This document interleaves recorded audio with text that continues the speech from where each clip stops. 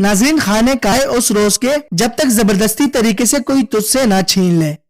ناظرین، پہلے خانہ کعبہ ہفتے میں 2 دن تک لوگوں کے لیے کھلا ہوا کرتا تھا اور ہر کوئی اندر جا کر اپنی عبادت کر لیتا، لیکن حالات بدلنے، عمرہ اور حج پر آنے والے لوگوں کی تعداد زیادہ ہونے کی وجہ سے اب سال میں صرف 2 مرتبہ کھولا جاتا ہے، اور اب اس میں اعلی شخصیت اور خاص مہمان ہی داخل ہو سکتے ہیں۔ خانہ کعبہ کی وادی کے نچلے حصے میں ہونے کی وجہ سے دیگر مسائل میں سے ایک مسئلہ یہ بھی تھا کہ جب بارش ہوا کرتی تھی تو وادی میں سیلاب آ جاتا تھا، جس کی وجہ سے تیراکی کر کے طواف کرنا پڑتا۔ یہ مکہ جیسے بڑے شہروں کے لیے کوئی چھوٹی بات نہیں تھی، لیکن یہ بات دوسرے مسائل سے زیادہ نقصان دہ تھی۔ مکہ میں سیلاب کی صورتحال کو روکنے کے لیے اور سیلاب کی صورتحال سے نمٹنے کے لیے کوئی نظام موجود نہیں تھا۔ بارش کے دنوں میں خانہ کعبہ آدھے سے زیادہ ڈوبا رہتا تھا، لیکن پھر بھی اس حالت میں طواف کعبہ نہ رک سکا اور لوگوں نے پھر بھی طواف جاری رکھا۔ مسلمانوں نے کعبہ کے ارد گرد تیراکی کر کے طواف کو جاری رکھا۔ ناظرین گرامی، قرآن پاک میں ایک جگہ اللہ تعالیٰ ارشاد فرماتا ہے، خانہ کعبہ کے بالکل اوپر جنت میں ایک اور خانہ کعبہ موجود ہے۔ اس کا ذکر آپ صلی اللہ علیہ وسلم نے بھی کیا ہے۔ آپ صلی اللہ علیہ وسلم نے معراج کا واقعہ سناتے ہوئے کہا، جب مجھے بیت المعمور کی زیارت کروائی گئی تو میں نے حضرت جبرائیل علیہ السلام سے پوچھا تو انہوں نے جواب دیا کہ یہ بیت المعمور ہے، جہاں 70,000 فرشتے روزانہ اللہ کی عبادت کرتے ہیں، اور جب فرشتے یہاں سے چلے جاتے ہیں تو واپس نہیں آ سکتے، ہمیشہ نئے 70,000 فرشتے آ جاتے ہیں۔ پیارے دوستو، کیا آپ نے کبھی اس بات پر غور کیا ہے کہ حجر اسود ہر وقت چاندی کے سانچے میں کیوں گرا رہتا ہے؟ زائرین کے مطابق حجر اسود بیرین سے تعلق رکھنے والے اسماعیلی خاندان کا گروہ کاکو مائٹن کے ہاتھوں ٹوٹ گیا تھا۔ ان لوگوں کا یہ خیال تھا کہ حج مبارک ایک توہین پرستی کا عمل ہے۔ اپنی بات کو سچ ثابت کرنے کے لیے ان لوگوں نے 10,000 زائرین کو مار کر ان کی باقیات کو آب زمزم کے کنویں میں پھینک دی تھی۔ یہ شیطانی گروہ حجر اسود کو عرب کے مشرقی علاقے میں لے گئے اور اس کے بعد عراق کے شہر کوفہ لے گئے، جہاں اس کے بدلے تاوان وصول کیا۔ جب شیطانی گروہ نے حجر اسود دیا تو وہ ٹکڑوں میں تھا اور اس کو یکجان یعنی جوڑنے کا ایک ہی طریقہ سمجھ میں آیا تھا، پھر حجر اسود کو چاندی کے سانچے میں رکھ دیا۔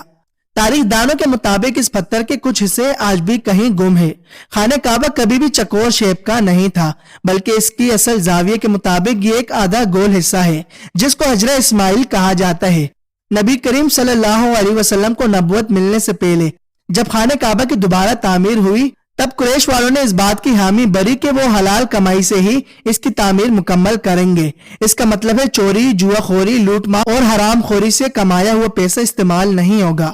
قریش اس دور میں اتنے بڑے تاجر ہونے کے باوجود بھی خانہ کعبہ کے لیے رقم جمع نہ کر سکے جو خانہ کعبہ کی تعمیر اصل سائز اور رقبے سے کر سکے۔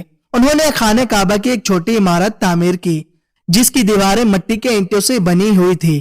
اپنی زندگی کے آخری حصے میں آپ صلی اللہ علیہ وسلم نے خانہ کعبہ کی تعمیر اور ترقی کے لیے دوبارہ ارادہ کیا تھا، مگر یہ عظیم کام سر انجام دینے سے پہلے ہی آپ صلی اللہ علیہ وسلم اس دنیا سے پردہ فرما گئے۔ خلیفہ عبداللہ بن زبیر کے دور حکومت کے چند سال کے مختصر وقتوں میں خانہ کعبہ اپنی اسی شیپ پہ موجود تھا جس میں آپ صلی اللہ علیہ وسلم نے دیکھا تھا۔ ناظرین، بیت اللہ جسے مکہ بھی کہا جاتا ہے، دنیا بھر کے مسلمانوں کے لیے تاریخی اور مذہبی اہمیت رکھتا ہے۔ خانہ کعبہ کو اسلام کا مقدس ترین شہر اور پیغمبر اسلام حضرت محمد صلی اللہ علیہ وسلم کی جائے پیدائش بھی سمجھا جاتا ہے۔ اسلام کی آمد سے پہلے مکہ ایک فروغ پذیر تجارتی مرکز اور عرب کے مختلف قبائل کے لیے زیارت گاہ تھا۔ اس کی بہت سے عرب قبائل نے تعظیم بھی کی اور اس میں متعدد بت بھی رکھے ہوئے تھے۔ حضرت محمد صلی اللہ علیہ وسلم نے حقیقی خدا کی عبادت کی تبلیغ شروع کی، لوگوں کو اسلام کی دعوت دی اور بت پرستی کی عبادت کو شرک قرار دے کر اسے ترک کرنے کا حکم دیا۔ آپ کی تعلیمات کے مطابق ایک چھوٹے سے گروہ نے بت پرستی چھوڑ دی۔ جیسے جیسے اسلام بڑھتا گیا، وہاں پر موجود اسلام کے مخالفین مسلمانوں پر ظلم و ستم کرنے لگے۔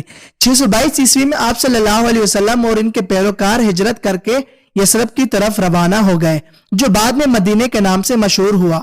کئی مسلمانوں کی جدوجہد کے بعد محمد صلی اللہ علیہ وسلم اور ان کے ساتھ آئے ہجرت کرنے والے لوگ 630 عیسوی میں مکہ واپس روانہ ہوئے۔ آپ صلی اللہ علیہ وسلم نے خانہ کعبہ کو بتوں سے پاک کر دیا اور خانہ کعبہ کو ایک حقیقی خدا کے لیے دوبارہ وقف کر دیا۔ دوستو، خانہ کعبہ کی تعمیر 4000 قبل ہی کی جا چکی تھی۔ خانہ کعبہ کا نقشہ حضرت جبرائیل علیہ السلام نے تیار کیا تھا اور حضرت ابراہیم علیہ السلام اور ان کے بیٹے حضرت اسماعیل علیہ السلام نے خانہ کعبہ کو تعمیر کیا۔ علامہ جلال الدین رحمت اللہ علیہ اپنی ایک تحریر میں فرماتے ہیں، خانہ کعبہ کو سب سے پہلے فرشتوں نے بیت المعمور کے بالکل بیچوں بیچ تعمیر کیا۔ اس کے بعد حضرت آدم علیہ السلام نے اس کی تعمیر فرمائی، پھر حضرت ابراہیم اور حضرت اسماعیل علیہ السلام نے اس مقدس مقام کو تعمیر کیا۔ اس کا تذکرہ اللہ تعالیٰ نے قرآن مجید میں بھی ارشاد فرمایا۔ پیارے دوستو، خانہ کعبہ ہر دور میں ایک عظیم عمارت بن کر قائم رہی۔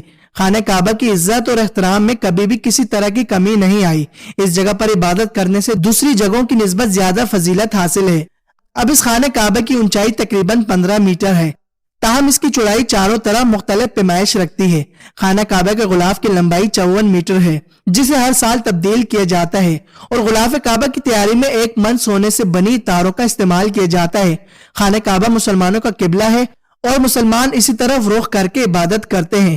یہ مسلمانوں کی مقدس ترین جگہ اور مقام ہے، جس کی زیارت زندگی میں ایک بار ہر مسلمان پر فرض ہے۔ ہر سال دنیا بھر سے لاکھوں مسلمان مکہ میں جمع ہوتے ہیں اور اللہ کی عبادت کرتے ہیں۔ پیارے دوستو، اللہ تعالیٰ سے دعا ہے کہ وہ ہمیں اپنے گھر کی زیارت نصیب کرے۔